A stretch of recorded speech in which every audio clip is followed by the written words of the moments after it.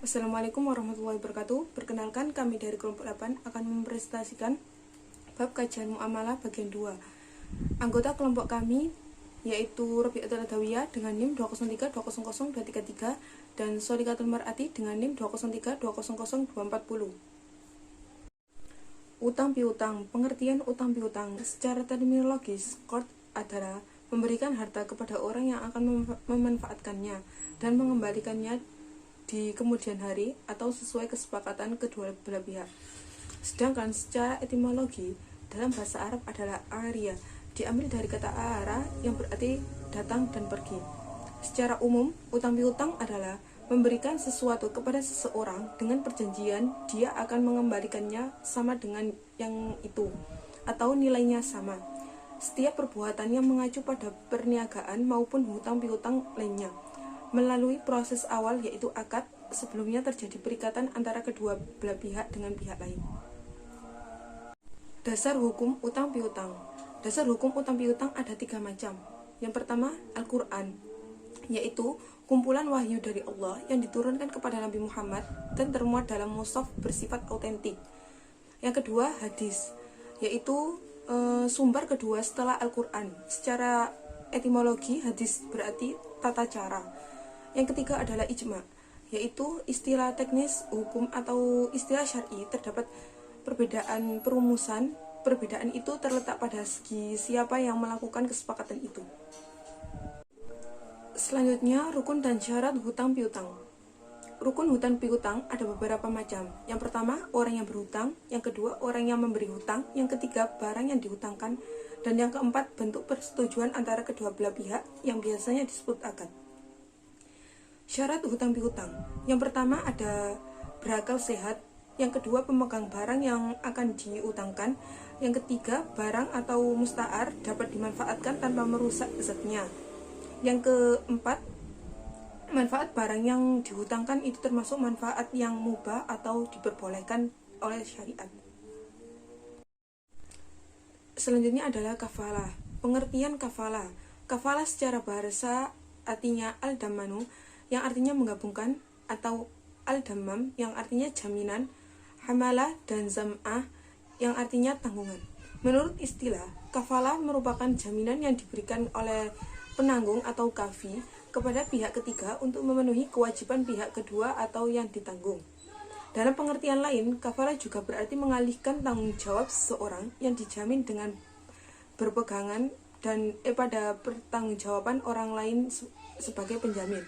Dasar hukum kafalah ada 2 macam, yakni berdasar pada Al-Quran dan hadis. Rukun dan syarat kafalah. Menurut madhab Hanafi, rukun kafalah ada 2, yaitu ijab dan qabul. Sedangkan menurut jumhur ulama bahwa rukun dan syarat kafalah adalah sebagai berikut. Yang pertama ada damin, kafil atau zam'in, yaitu orang yang menjamin. Yang kedua ada madmun aliyah, artinya orang yang berpiutang.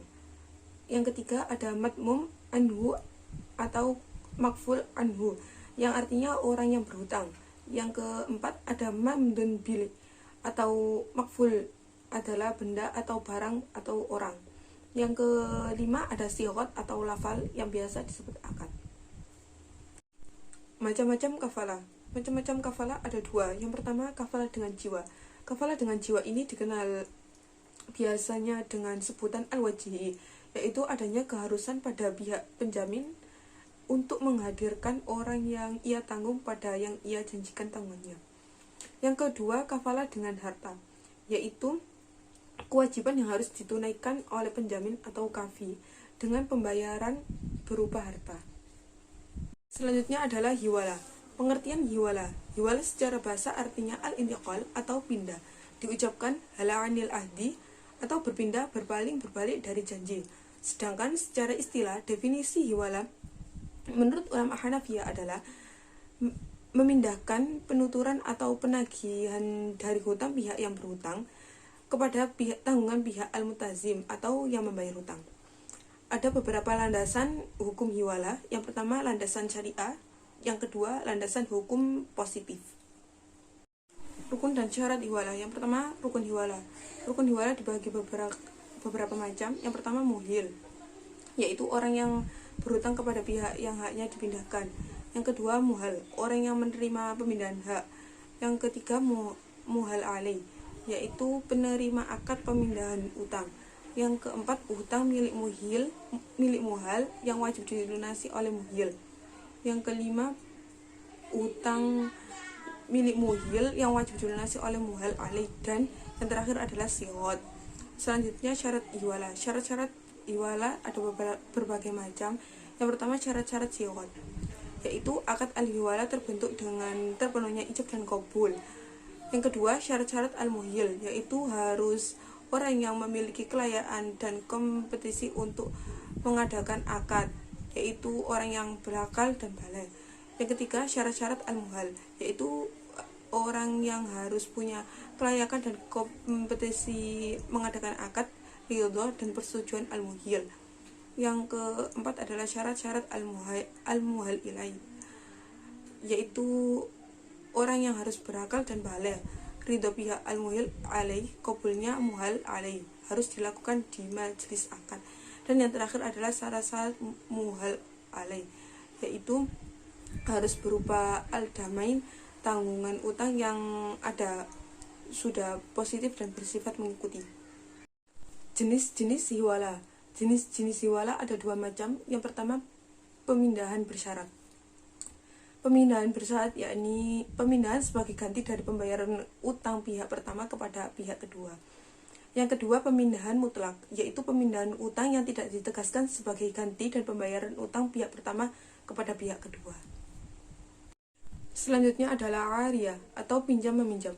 Pengertian aria atau pinjam meminjam berasal dari kata iara yang berarti meminjamkan, yang artinya ialah memperbolehkan kepada orang lain mengambil manfaat sesuatu yang halal untuk diambil manfaatnya dengan tidak merusak zatnya, dan dikembalikan setelah diambil manfaatnya dalam keadaan tetap tidak rusak zatnya. Aria berhukum bisa berubah tergantung pada kondisi yang menyertainya. Meminjamkan barang hukumnya sunnah jika peminjam atau mustair merasakan manfaat dari peminjaman tersebut dan tidak menimbulkan mudarat bagi pemilik barang. Ditambah, peminjam tidak menggunakan pinjamannya untuk tujuan yang maksiat atau hal-hal yang makruh. Meminjamkan barang yang bisa menjadikan wajib jika meminjamkan dalam keadaan darurat, sedangkan pemilik barang tidak mendapatkan kemudaratan jika meminjamkannya. Peminjam hukumnya bisa menjadi makruh jika berdampak pada hal yang makruh. Peminjam juga bisa menjadi haram jika berdampak pada perbuatan yang dilarang. Rukun dan syarat aria. Yang pertama, rukun aria. Rukun aria ada beberapa macam. Yang pertama yaitu mu'ir, yakni orang yang memberikan pinjaman. Yang kedua ada mustair, yaitu orang yang mendapatkan pinjaman. Yang keempat adalah mu'ar atau barang yang dipinjamkan. Selanjutnya syarat aria. Syarat aria ada beberapa macam. Yang pertama, syarat-syarat orang yang meminjamkan. Syarat-syarat orang yang meminjamkan yaitu harus baligh, berakal, tidak majhur karena boros atau pelit. Orang yang meminjamkan harus pemilik atau manfaat yang akan dipinjamkan. Yang kedua, syarat-syarat orang yang meminjam. Syarat-syarat orang yang meminjam yaitu orang yang meminjam harus jelas, orang yang meminjam harus memiliki hak tasarruf atau memiliki ahliyatul ada. Yang ketiga, syarat-syarat barang yang dipinjam. Syarat-syarat barang yang dipinjam yaitu barang tersebut bisa diambil manfaatnya. Barang yang dipinjam harus berupa barang mubah atau boleh. Barang yang dipinjamkan apabila diambil manfaatnya tetap utuh, tidak merusak zatnya. Yang terakhir yaitu berupa syarat sighot. Pengertian ji'alah secara etimologis yaitu memberikan upah jai kepada orang yang telah melakukan pekerjaan untuknya. Misalnya, orang mengembalikan hewan yang tersesat, dolah, mengembalikan budak yang kabur, membangun tembok, menjahit pakaian, dan setiap pekerjaan yang mendapatkan upah. Secara syarok adalah sebuah akad untuk mendapatkan materi upah yang diduga kuat dapat diperoleh. Hukum ji'alah. Menurut ulama Hanifah, akad ji'alah tidak dibolehkan karena di dalamnya terdapat unsur penipuan, gharar, yaitu ketidakjelasan pekerjaan dan waktunya. Sedangkan menurut ulama Malikiyah, Syafi'iyah, dan Hanabila, akad ji'alah dibolehkan dengan dalil firman Allah alaihissalam bersama saudara-saudaranya. Rukun dan syarat ji'alah. Rukun ji'alah. Yang pertama, orang yang menjanjikan upahnya. Yang kedua, pekerja. Yang ketiga, upah. Dan yang keempat, siwot. Syarat ji'alah. Pertama, pihak-pihak yang berji'alah wajib memiliki kecakapan bermuamalah, ahliyah al-tasyaruf, yaitu berakal balik dan rasyid, tidak dalam balik. Yang kedua, upah yang dijanjikan harus disebutkan secara jelas jumlahnya. Yang ketiga, jumlah yang akan diberi ke kompensasi wajib aktivitas yang mubah. Yang keempat, kompensasi materi yang diberikan harus jelas diketahui jenis dan jumlahnya. Maklum, di samping itu tentunya harus halal. Musyarakah sama dengan syarikoh dan syirkoh.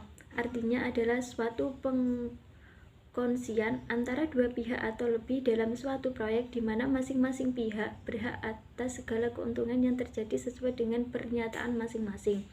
Dasar hukum musyarakah.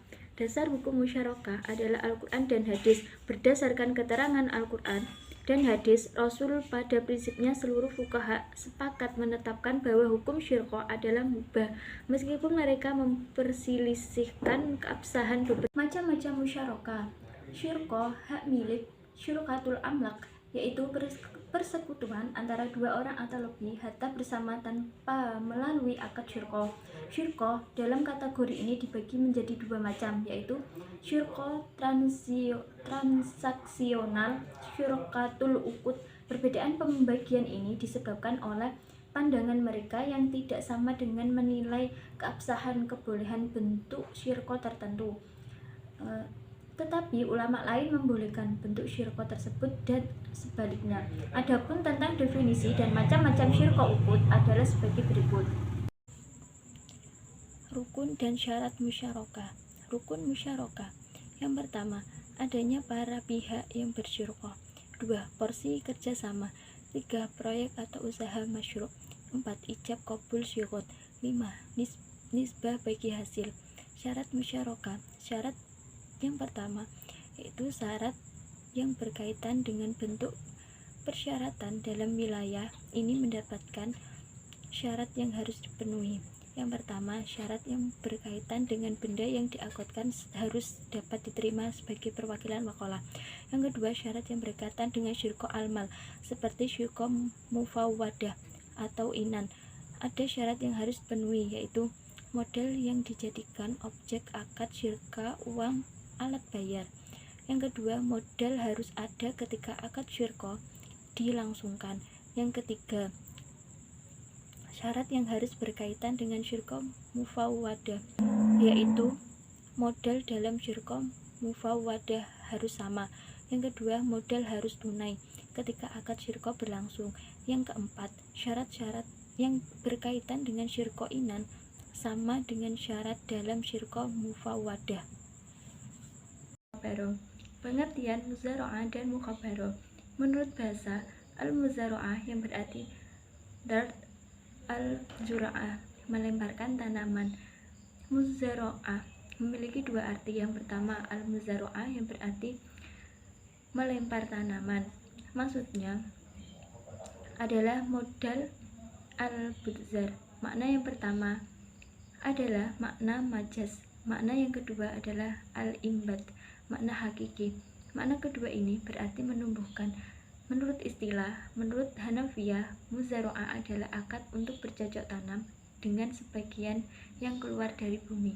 Muzara'ah adalah akad transaksi kerjasama pengolahan pertanian antara pemilik lahan dan penggarap, di mana pemilik lahan memberikan lahan pertanian bibit kepada si penggarap untuk menanami dan memelihara dengan imbalan pembagian tertentu. Presentasi dari hasil panen. Dasar hukum muzara'ah dan mukhabarah adalah Al-Quran dan hadis. Rukun dan syarat mukhabarah. Yang pertama, penggarap dan pemilik tanah akid. Yang kedua, objek muzara'ah dan mukhabarah ma'qud alaih.